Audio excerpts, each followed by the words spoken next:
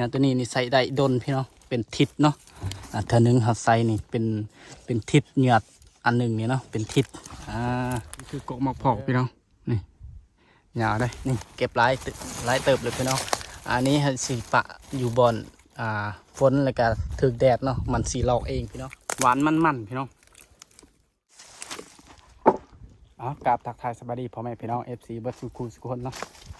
มื้อนี้กับพ่อกับบ่าวคุณคือเก่ามื้อนี้กับหมานพี่น้องหมานเนาะเจอหมากพอกเหยื่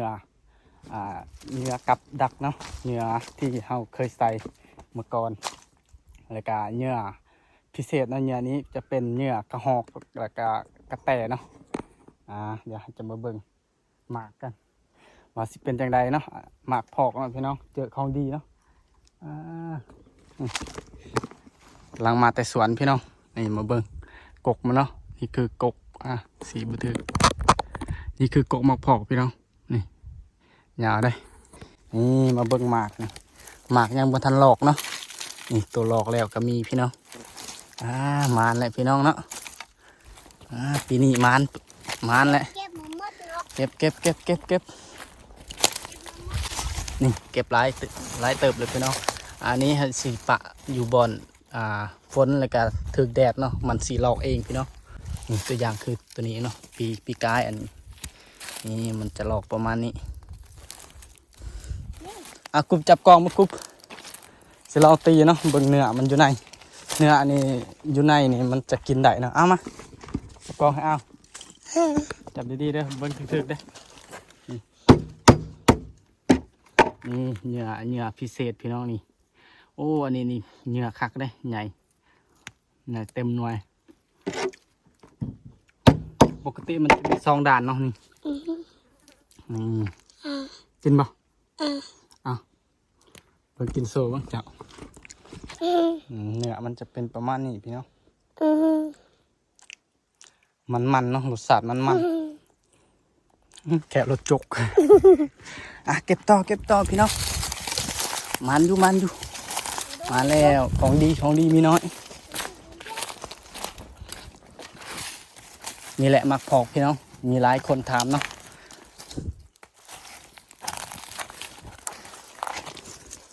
หมักพอกพี่น้องนี่หลายเลยเด้เก็บติ๊กกุบเก็บไว้พาเมื่อตอนนี้ให้อยู่ที่สนามไส่พี่น้องใส่ธงเลยเมืองสนามไส่เนาะนี่เบิ้งนี่งามเอาไว้เลยตัวหลอกก็มีพี่น้องตัวปีกายเนาะดีแท้ก็เอาตัวนี้พี่น้องคันโบแมนอยู่สวนมันเขานี่เอาสิปะยำฝนเนาะถือฝนก่อนเบิ้งจะลองกินตัวปอกเนื้อนอกเนี่ยก็กินได้พี่น้องเป็นจะได้รสชาติแซ่บเนาะหวานเนาะหวานมันพี่น้องถ้ากินหลายมันก็คล้ายคือเมาเนาะบินหัวบดกินหลายกินน้อยกินซ้ำกินได้แหละกินหลายปวดกันมันเนาะบดกินหลายหมักพอกเหยื่อพิเศษพี่น้องเหยื่อกับพิเศษเนาะอันนี้เนาะนี่ตัวมันหลอกแล้วกะคักพี่น้องขั้นงามนี่ให้จับกล้องให้จับไปถึกเด้อให้ไปยังมาทางนี้โอ้มาลงที่เพิ่งมาได้พี่น้อง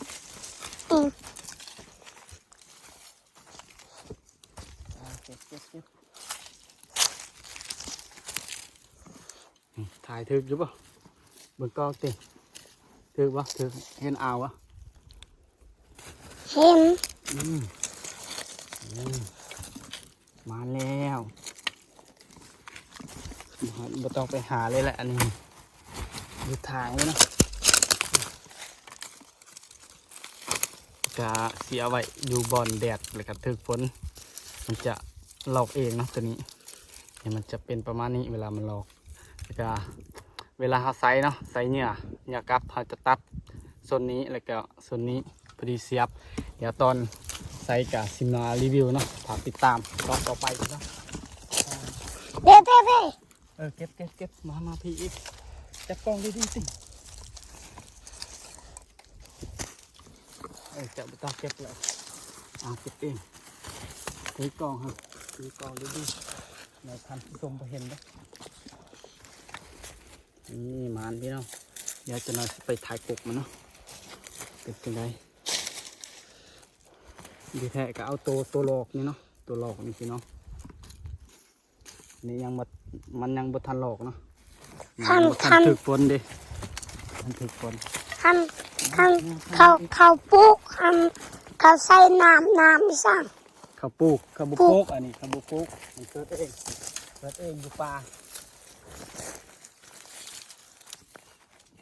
เขากบเอาบ่ สั่งเขากบเอาทายติบอลใกล้ๆติจะอยู่บอลใกล้ๆเห็นเอาเนาะตอนแรกจะมาเบิ้งไปปีกายไปยั่งพี่น้องโอ้อยู่นี่ร้ายคันสุกนี่เป็นได้กินงามได้สุกเลยสุกเต็มหน่วยแล้วนี่มันสุกนี่มาเบิ้งเนื้อพี่น้องนี่เนาะเนื้อมันเบิ้งขึ้นกองเอาสิลองกิน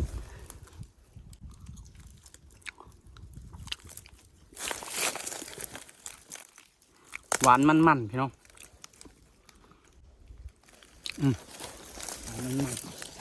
ก็กินปลาอาหารก็กินปลาอาหารกินแล้วกินสั่งไว้อยู่หันก็ได้ตัวนี้ดอกปีกายนี่จักยังหรือบ่อเนาะพอเลยพี่น้องได้ลายแล้วนี่ยกพี่น้องเนาะตอนนี้เราก็ได้ลายเติบเลยเนาะเต็มทงเก็บเต็มทงพางเลยเนาะผมมีบอลไหวแล้วพี่น้องเสียดายพี่น้องเลยผมมีบอลไหวน้องหมากมันบักใหญ่ๆนี่กกมันพี่น้องกกมันจะเป็นลักษณะนี้เนาะ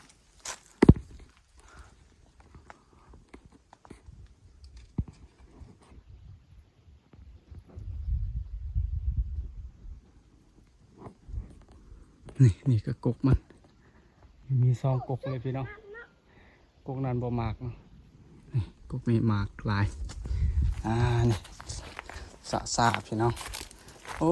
ปักกุบเพชรปักกุบนี่ได้ลายเติบพี่น้องเอ้ยเอาไว้มาจำเมื่อตัวนี้คำได้เอาได้สิเมื่อบานหัดใส่สูงอีกตอนนี้อยู่ปินดงเนาะโอ้อยู่ดีๆกะพอของแท้พี่น้อง